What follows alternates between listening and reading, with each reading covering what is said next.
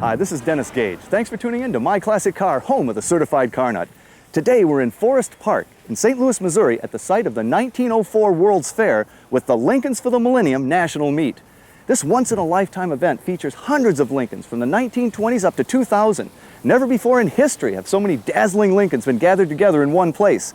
Joining me now is Doug Maddox, co-chair of this gorgeous event. Welcome to the Lincolns for the Millennium, Dennis. Oh, Doug, this is really beautiful. Not only did you gather a lot of Lincolns, but you gathered a lot of Lincoln clubs for this, right? Exactly. We have all three of the Lincoln clubs, the Lincoln Owners Club, the Lincoln Zephyr Owners Club, and the Lincoln Continental Owners Club. All of the cars are on the concourse together. First time ever. First time ever. And what a beautiful place for it. The Forest Park, site of the 1904 World's Fair. It's just absolutely, we're so fortunate to have this place. It's just absolutely beautiful. And this is the first time that Forest Park's ever allowed anyone to park cars on the grass. Really? Ever? Ever. Well, I picked the right car for it. I think you're right. Now, how many cars you got here? We have 252 cars registered. Now, that's a lot of Lincolns. It's a lot of Lincolns. Most that we've ever had in any one show. In history? In history. Marvelous. And they're coming from all over, right? All over the United States, Canada. One car's from Japan. My goodness. They shipped it over, and it was brought in. It was a show in California, and they brought it up here. We have a car from Sweden. The people shipped the car in a container from Sweden and to New York, and they met it at New York and drove it here. They drove it here from New York. Is it an old Lincoln? 1938. That's pretty old, yeah. Well, you got to respect that. Yeah. Well, it's just beautiful. The lovely lines of the Lincolns and the great colors and stuff. I can't wait to get around and see these things. You got to look at all of them. They're absolutely beautiful. You know I will. This once-in-a-lifetime event was a cornucopia of beautiful Lincolns from past decades. I'm a proud Lincoln owner myself, and this event was just what the doctor ordered for my addiction to Lincolns. There were loads of excellent examples of classic Lincolns, all displayed on this picturesque setting of the 1904 World's Fair. One such example was Dave Johnson's 1937 K with an all-aluminum custom-designed coach by Willoughby. This behemoth has a 145-inch wheelbase and is one of only 7 produced in 1937. And that was just the tip of the iceberg. Oh, Phil, this is a beautiful 1956 Premier. I have one of these. It's not as nice as this, but this is gorgeous. Thank you. Oh, now, and I love certain features of it. Certainly the exhaust coming out the bumpers. Jet plane styling. Jet plane styling, and then the key. Oh, but the trunk key cover is just too much. But now you've had this for some time. This is a family car, right? Yes, my grandmother bought it brand new. It was given to her as a gift.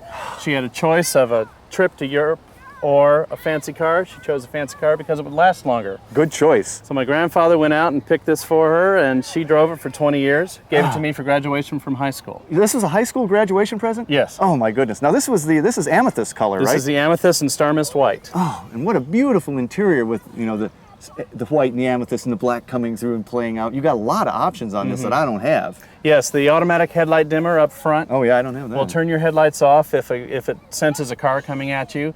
And unfortunately, it also works when you go underneath street lights. So your headlights flash up and down around town. You can only use that on the highway.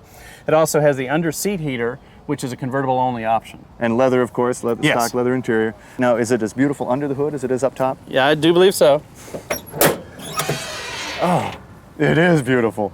Now, I don't have the correct air cleaner on mine, so I've got to find one of those. That and the correct air cleaner nut on that, the little, I call it a tri-pointed hat. But that's only for 56? Only for 56. Wow. Wow. I also have the multi-luber option. Uh-huh.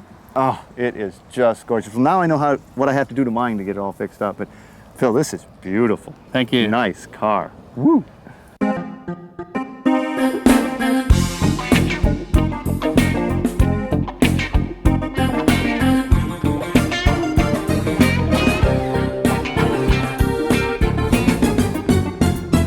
Well, Harvey, this is pretty much it, isn't it? A 41 Lincoln Continental Cabriolet. That's it in my book.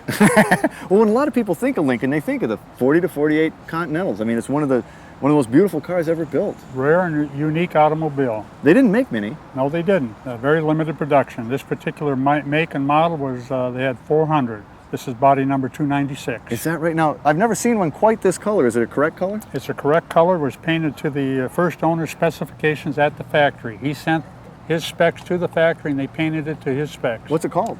Jersey Gray. Jersey Gray, wow. Now, this has got to be a V12 like all these, right? They all were V12. Can I pop the hood? Pop the hood. There we go. Oh man, beautiful. Stock engine? Stock engine, aluminum polished heads, and intake manifold on the 40 and 41 Continental were from the factory that way. Gosh, that is just gorgeous. Now, you actually drive this car, right? I'm a driver. I drive about 3,000 miles a summer and obviously maintain it for show. Obviously you do. I mean, this is one of the prettiest drivers I've ever seen. Now, the 41, a lot of unique things to 41. First year for the push-button door. First year for push-button doors. Can I open it? Help yourself. All right.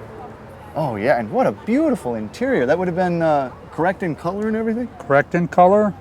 Is that brass or is that That's gold? Gold-plated, 24 karat gold. 24 karat gold? Yes. Wow. Now, this was also, what, the first year for the For the electric top. That's right. First year it has 2 electric screw motors in the back on either side that lower and raise the top. Oh, man. Well, of course, you know, working our way back, though, this is the symbol. This is the Continental kit. And this is, I mean, this is the symbol of the Lincoln Continental, isn't it? Exactly what it is. This is actually S.O. Ford's dream come true. He had one designed for himself in 1939 and then went into limited production in 1940 through 48. It is just a beautiful car. And to this day, when you talk Continental kits, you're really talking about That's the beginning it. here. Well, I think it's wonderful that you drive this and you don't trailer it. I think that's just great. That's correct. I don't trailer. I'm a driver. You have fun, though, don't you? That's what it's all about. Indeed it is. Harvey, thanks a lot. Thank you. Beautiful, beautiful car. And I'll take you for a ride. Oh, we might have to do that. When the popular 60s television show Laugh-In immortalized the line, "Here come to Judge," Pontiac seized the moment and named one of the GTO variants the Judge. They fitted it with a rear spoiler and gave it a wild paint job with multicolor slashes like eyeliner over the wheels. In addition, Pontiac gave the Judge a hood-mounted driver's side tack that looked like a reverse air scoop. Also new for '69 was the Ram Air 5 engine, featuring new tunnel port cylinder heads and solid lifter camshaft on the 400 cubic inch block.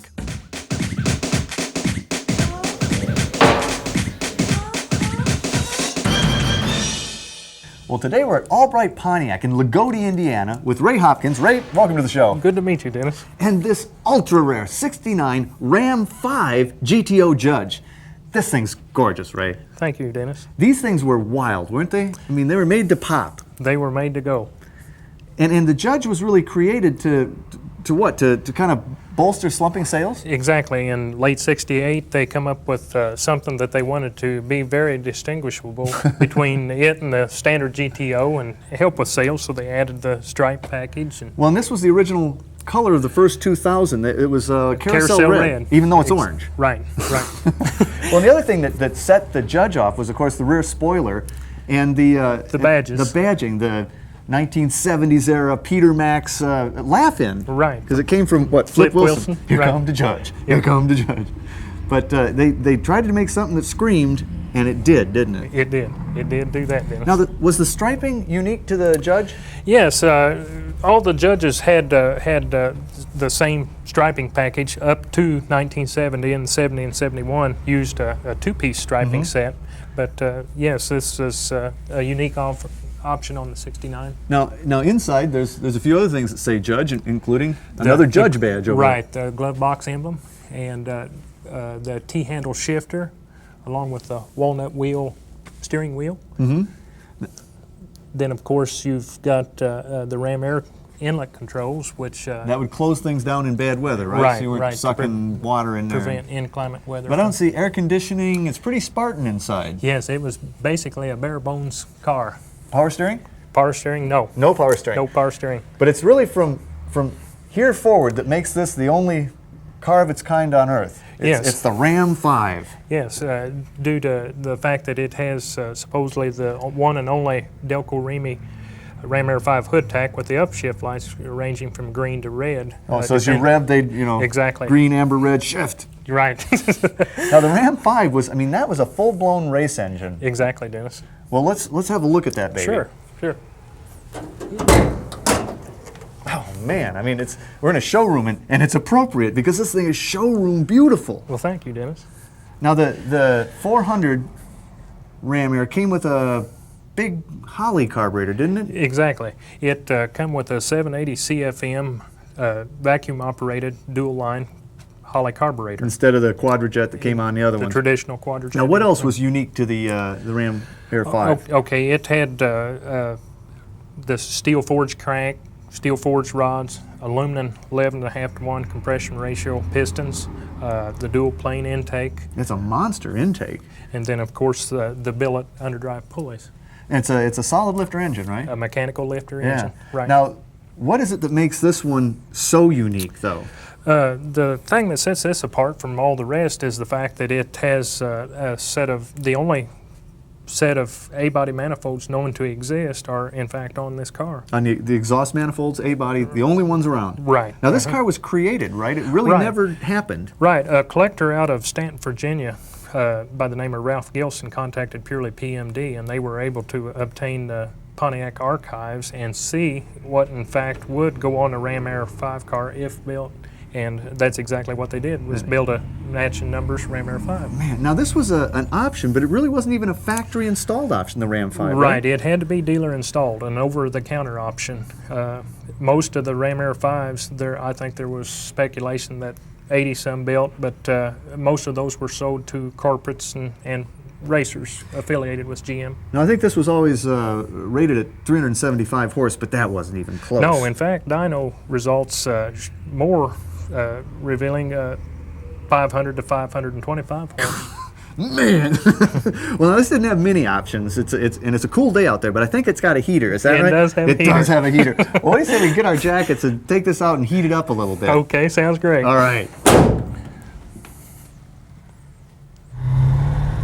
Well, it's got a beautiful sound to it. Throaty. Very Real- throaty. real- Yeah, it's very different. It's than a lot like the big block LS6s, Uh-huh. similar to the Yeah, it does. the Chevrolet. Now, is the exhaust any different on No, this than a stock It's GTO? all factory exhaust. Boy, it's definitely a different sound. And you can hear those lifters, too. Uh-huh. And the loping of the cam.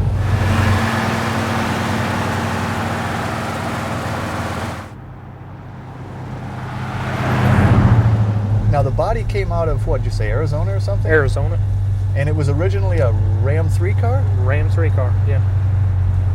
And how did you find it? A friend of mine was working construction in Bloomington, and he knew that I was always looking for a Carousel Red 69. I'd been looking for one of those for years, the right car. And he was telling me about this one sitting in a dealership at Bloomington. So my wife It and was I... sitting in a dealership? A Ford dealership. A Ford dealership, of all things. About what year? I'm going to say the early 90s, Yeah. 91, 92-ish. We went out and looked at it, and of course I fell in love with it. Hard not to. And we brought it home. Then when everything broke loose, everybody, I had people start calling me, asking me if I realized what I just bought. And did you at that point? No, I didn't. I didn't know what a Ram Air 5 was.